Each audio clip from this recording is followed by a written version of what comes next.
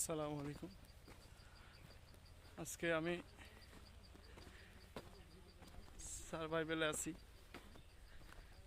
খাবার ছাড়া একদিন পার করব।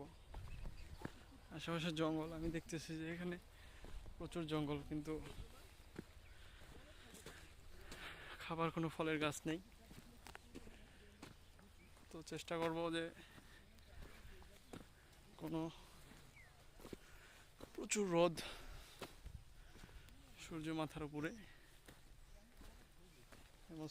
এমন তো অবস্থায় ডিহাইড্রেশন হওয়ার সম্ভাবনা রয়েছে।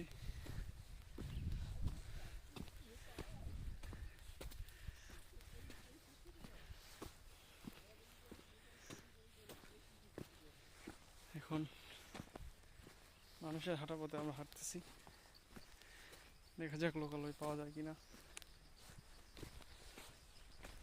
বা পানির কোনো উৎস বা খাবারের কোনো উৎস। এখানে একটা চিহ্ন বোঝা যায় যে এদিকে পানি পড়ে, তাহলে নিশ্চয়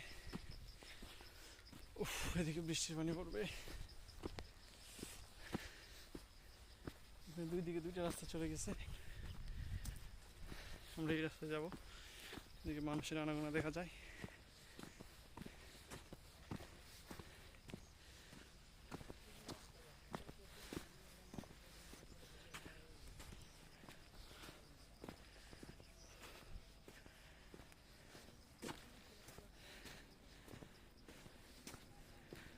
ওকে, এখন বিশ্রাম নেবার পালা।